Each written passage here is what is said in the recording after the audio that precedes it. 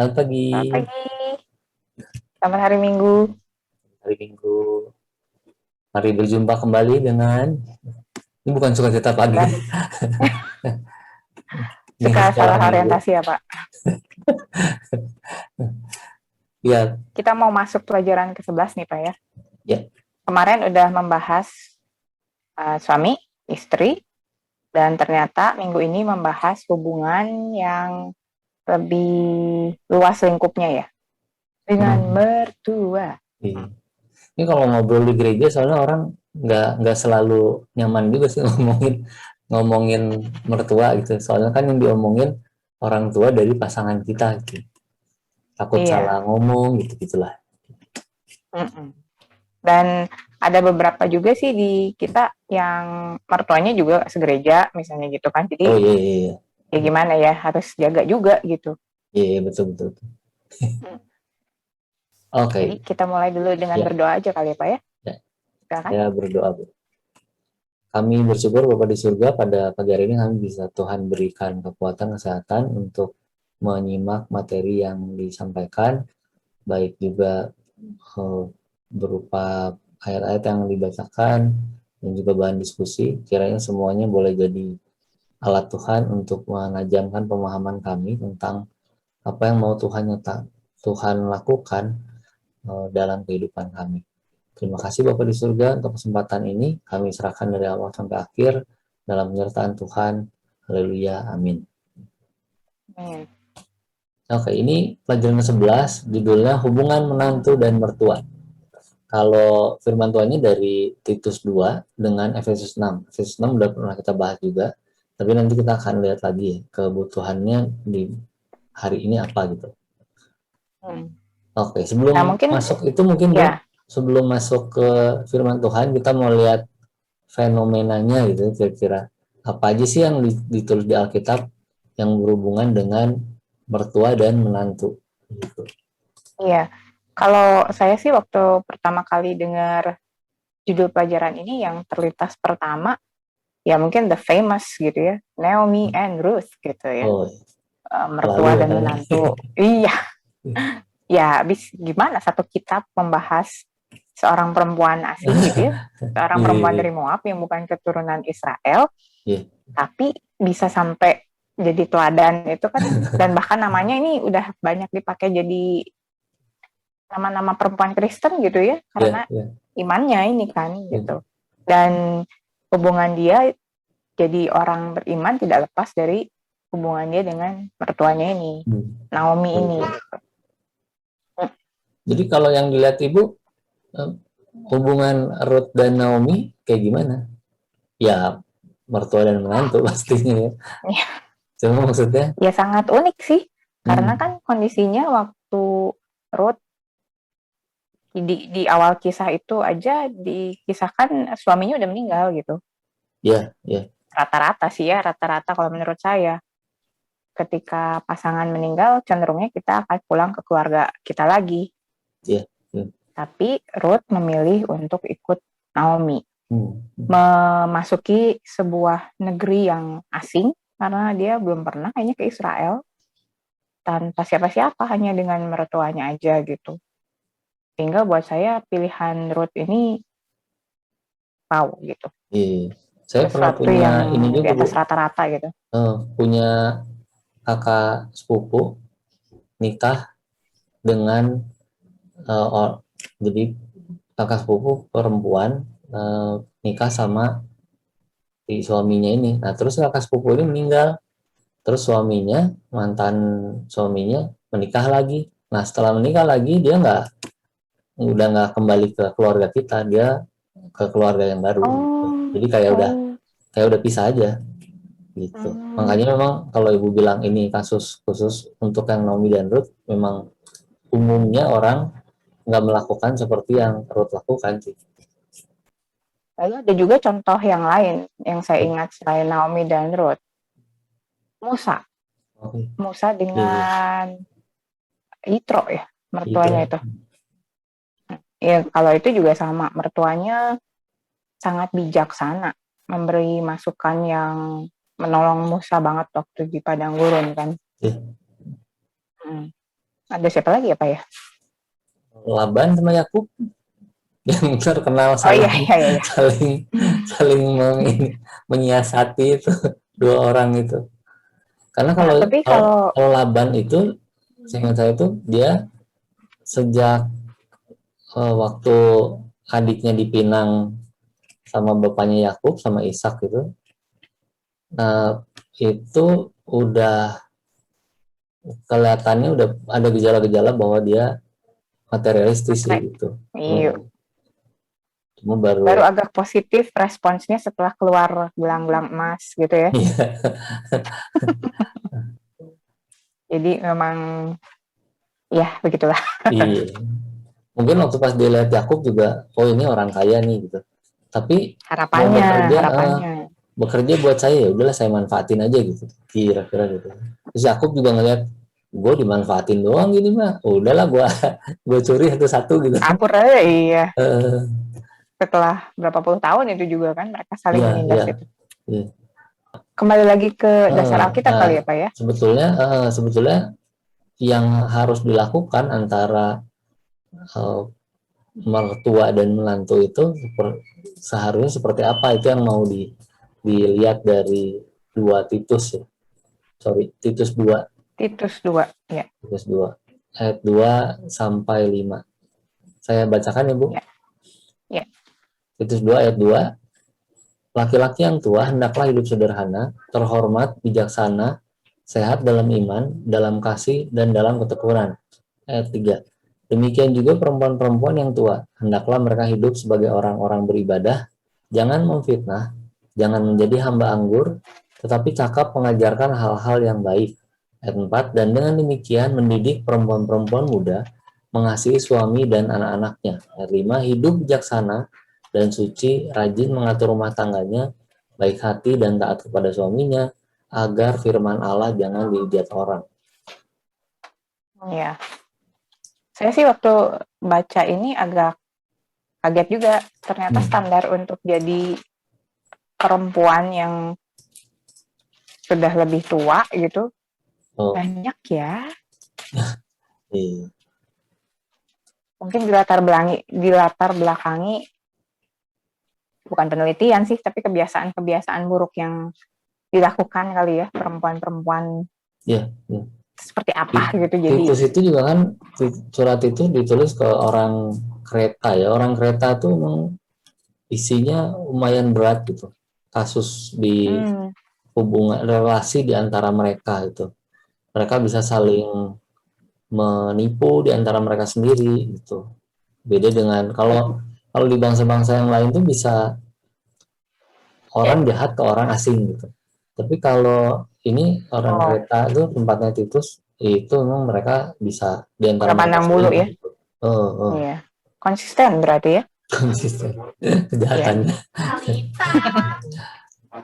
Nah, kalau saya sih melihat ada, tapi poinnya sama gitu. Di ayat 2 itu khusus untuk laki-laki yang tua, terus ayat 3 sampai 5 kan perempuan yang tua. Dalam kasus pelajaran kita ini lebih diarahkan kepada sisi mertua ya. Oke. Kalau menurut saya sih benang merahnya sama gitu, yaitu hidup secara saleh, hidup berdasarkan firman Tuhan, balik lagi ke sana gitu.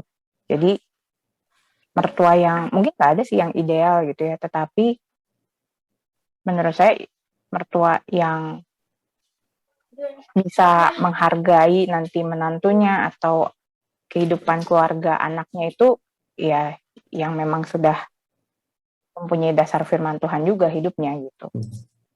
Kalau kita lihat di teladan Yitro dan Naomi mungkin ya, mereka menerapkan menerapkan kehidupan yang benar itu ya. Ya, ya. Nah, yang agak susah itu kan itu Bu, posisi menantu dan mertua seperti bagaimana kan harusnya itu. Apakah ini adalah dua orang yang, karena kan yang berelasi itu anak-anaknya, bukan Yang menjadi orang penghubung tuanya. gitu ya. Oh, yang terhubung tuh.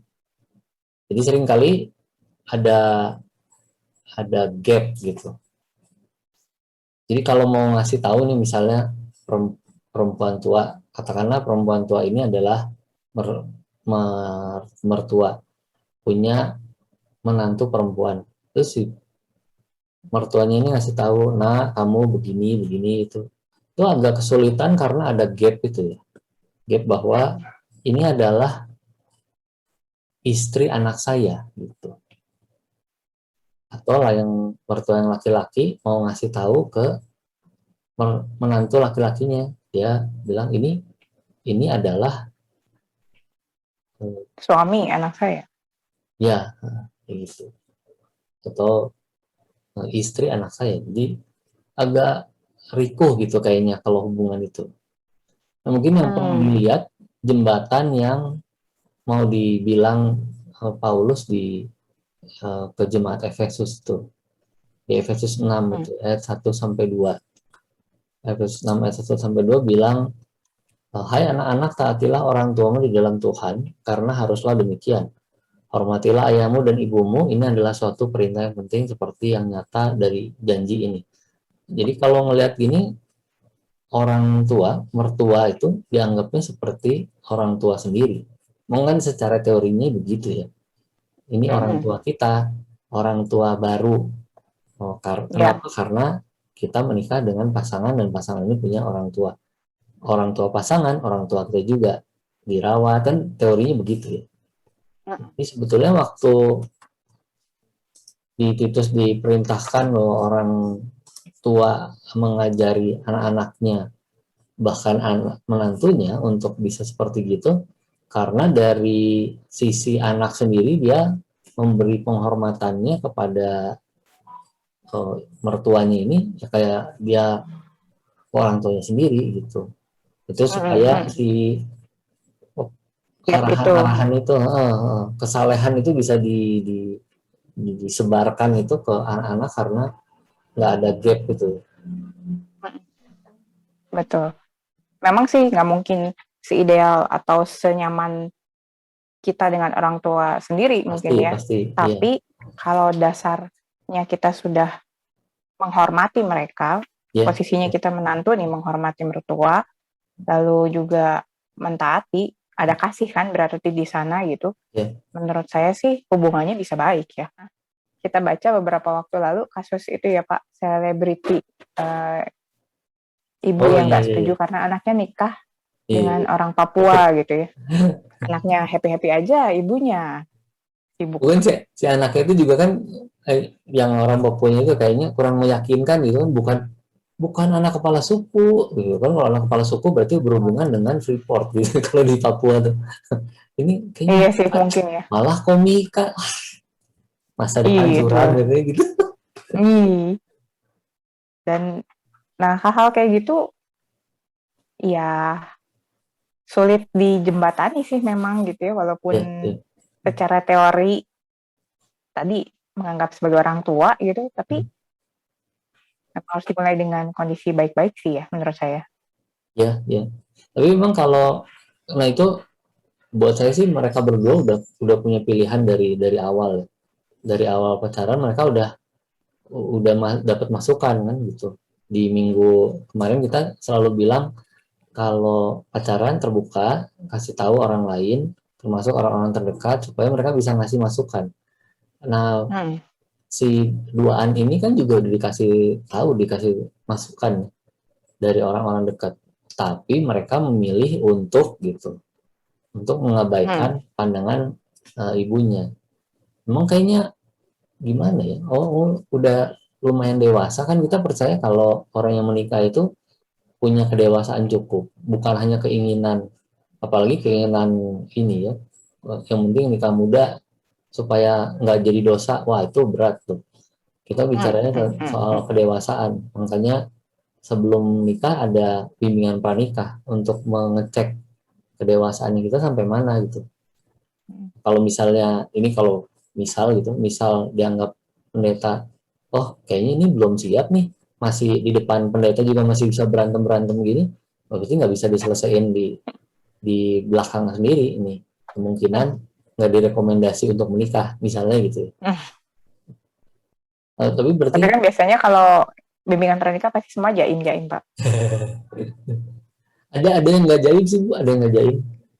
Oh,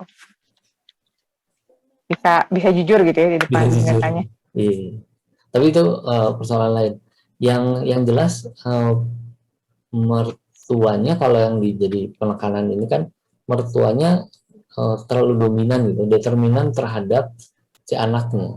Nah itu sebetulnya udah bisa kita lihat juga orang-orang tua yang nggak bisa menyerahkan anaknya pada calon pasangan hidupnya, kayaknya sih nggak perlu buat saya sih ya, buat saya nggak perlu dilanjutin. Berarti Hmm. uh, secara kekeluargaan dia nggak siap untuk bisa jadi keluarga saya misalnya gitu. Hmm. Karena nanti akan ada kecenderungan sekalipun si anak sudah menikah, si ibu atau si ayah ini akan jadi pihak ketiga nih gitu. Ya, ya. Padahal gini, posisi orang tua kalau gimana pun mereka kan jadi pihak yang sudah lebih dulu berpengalaman. Jadi mereka pasti share pengalaman mereka kan anak-anak, dan anak-anak juga mau dengar orang tuanya kayak gimana. Kecuali kalau ekstrim gitu, emang nggak ada teladannya gitu orang tuanya, ya apa yang mau Ya di repot. share gitu. Iya. Tapi kalau secara normalnya orang tua pasti punya sesuatu yang di share dan kita akan dengar Hmm. itu gitu. Bahkan sampai kan ada juga ya yang mau nikah terlalu banyak kata mama, nggak usah ini aja, Wah, pakaiannya itu dia. ini, warnanya Itu dia. jangan coklat. itu Itu dia. itu itu Itu rapah itu dia. rapah parah gitu. Iya itu. Itu sebetulnya gitu kalau mau membuka mata memang semacam calon-calon itu mertua akan hadir sebagai pihak ketiga. Hmm, Nah, siap nggak tuh gitu ya teman-teman ya, kalau ya, misalkan sudah melihat gejala seperti itu dan terus melanjutkan gitu. Itu mungkin akan jadi konsekuensi nanti setelah pernikahan gitu. Kalau ada pasangan yang seperti itu, misalnya gitu ya, tadi kata mama, terus atau kata papa harus begini, semua tuh harus mengikuti plak-plak gitu ya, bukan keputusan berdua dengan ya, pasangan gitu ya. Itu sebetulnya menurut saya sih belum dewasa rohani ya, masih belum bisa hmm, mandiri memutuskan gitu kan. oke, ya, Sementara firman Tuhan bilang dari kitab Kejadian ya Pak ya, ya, kitab Kejadian 2 ayat sering 24, sekali dikutip itu, tapi belum tentu mudah dilaksanakan ternyata gitu ya. Seorang laki-laki akan meninggalkan ayahnya dan ibunya dan bersatu dengan istrinya, sehingga keduanya menjadi satu daging. Ya sebetulnya bukan cuma laki-lakinya aja ya, ya, perempuannya ya, juga harus siap bersatu dengan si suami. Nah, sehingga kalau misalkan kasusnya masih harus nanti tanya mama dulu, tanya papa dulu gitu, nggak bisa mengambil keputusan berdua nih, hmm, lumayan berat. berat, berat, Dan ya kehidupan rumah tangganya nanti ya akan terbiasa untuk nggak ngambil keputusan juga mungkin ya. ya, ya, dan terbiasa Hmm, diintervensi juga. iya, Kayak misalnya, kenapa anak kamu dikasih makan ini? Kamu tahu nggak ini? yang itu betul. Ya. Dulu mah waktu mama ngurus kamu tuh ya, nah itulah. Karena ada yang sempat curhat kayak gitu sama saya gitu. Terus, Nah, baiklah Bu. iya. Dan tapi di satu sisi juga bukan berarti ekstrim menerapkan tadi ayat Kejadian 2 ayat 24 itu. Oh, Hmm, kalau kita sudah meninggalkan ayah ibu berarti ya sudah, kita udah nggak ada urusan nih, kita udah kayak putus hubungan. Lah, ya nggak ya, juga ya, gitu. Nggak terus jadi nggak punya orang tua, nggak punya mertua, ya nggak juga kan gitu. Jadi jangan jangan khawatir nanti kalau udah nikah saya nggak bisa ngurus orang tua. Kayaknya ya. enggak ya, Kembali ke nggak ada tadi itu yang di awal itu yang di Efesus 6 itu, bahwa orang tua pasangan adalah orang tua kita juga gitu. hmm, hmm. Jadi ada sempat ada juga yang khawatir gitu, ada yang cerita sama saya nanti Hmm. kalau saya nikah terus ternyata pasangan saya nggak membolehkan saya ngurus orang tua saya harus ngurus mertua atau sebaliknya gitu. Menurut saya sih enggak ya. Kalau kita kembali lagi ke firman Tuhan, menerapkan apa yang menjadi perintah Tuhan, menurut saya enggak. Semua pasti pada porsinya. Amin. Bukan, nah itu ya tadi mungkin istilahnya prioritas ya Pak. Ketika sudah menikah, prioritasnya bukan lagi orang tua, pasangan. Tapi bukan berarti mengabaikan orang tua atau mertua, gitu kan. Iya, prioritas itu sampai misalnya gini, si suami kan biasanya lebih dekat ya sama ibunya. Terus ibunya sakit, terus suami nengok nih, terus wah kayaknya harus nginep, ini nggak bisa nih kalau nggak nginep. Ya prioritasnya tetap telepon istrinya dong, kasih tahu istrinya, oh ini nih kondisinya, boleh nggak, bisa nggak saya ini di sini dulu. Padahal si istri misalnya anaknya lagi masih kecil kan, masih bayi, susah ngejagain, itu kan harus pertimbangannya komunikasi itu. balik lagi ya. Ya. Bukan kalau berarti enggak terus, ya. bukan berarti terus karena saya sudah menjadi dengan istri saya, ya udah cukup sekian dan saya tinggalin ibu itu dalam kondisi sakit. Begitu Ya, juga nggak bisa ngapa-ngapain gitu ya. Dan nggak sebaliknya juga, karena ini orang tua harus diperhatiin sampai dia meninggal, jadi ya udah istri mah, anak kan ada istri itu di rumah, nggak dikontak, diapain itu menyalahi. Ya jangan jatuh. Iya betul, nggak harus jatuh ke ekstrim banget nih yang bertolak belakang gitu ya. Tetap kembali ke Alkitab dan apa yang ditulis perannya mungkin ya dalam hubungan suami istri ini. Jadi teman-teman jangan percaya mitos bahwa mertua itu menakutkan gitu ya. Di buku juga ditulis seperti itu. Kalau kitanya bisa mengasihi mereka, kita bisa menghormati mereka, nggak ada masalah sih. Iya. Cukup Ibu, kita menutup pelajaran kita. Ya. Baik, saya akan menutup dalam doa. Terima kasih Tuhan Yesus untuk pelajaran kami hari ini. Terima kasih karena sekalipun materi ini jarang dibahas, tapi kami percaya materi ini bisa menolong murid-murid kami, juga para penonton video ini, kaum muda, kaum mudi yang sedang menjalin hubungan, yang masih mempunyai pemikiran-pemikiran yang salah mengenai hubungan menantu dengan mertua.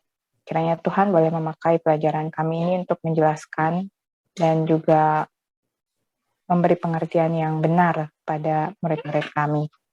Terima kasih Tuhan, karena kami percaya juga Roh Kudus akan bekerja di dalam hati murid-murid kami, memberi pengertian yang benar. Kami akhiri Tuhan pelajaran kami hari ini, hanya di dalam nama Tuhan kami, Tuhan Yesus Kristus, kami boleh mengalaskan doa ini. Amin. Terima kasih sudah menyaksikan. Ya. Tetap sehat, jaga kesehatan semuanya. Kami masih terpisah ini, isoman minggu kedua. Semoga. Tapi udah makin pulih sih. Iya, karena extend sih Bu. Extend. Iya, harus di-extend ini. Karena kondisi kesehatannya masih stagnan ya waktu beberapa hari lalu itu ya, nggak ada perubahannya. Jadi diminta perpanjang isolasi mandirinya. Tapi ya kita optimis karena semakin hari gejalanya sih makin baik ya. Ya. Ini bimbangnya udah nggak ada kan? Udah nggak. Iya, betul. Jadi kita optimis bentar lagi bisa selesai isomannya. Amin. Sampai jumpa teman-teman. Sampai minggu depan. Selamat beribadah. Tuhan Yesus memberkati.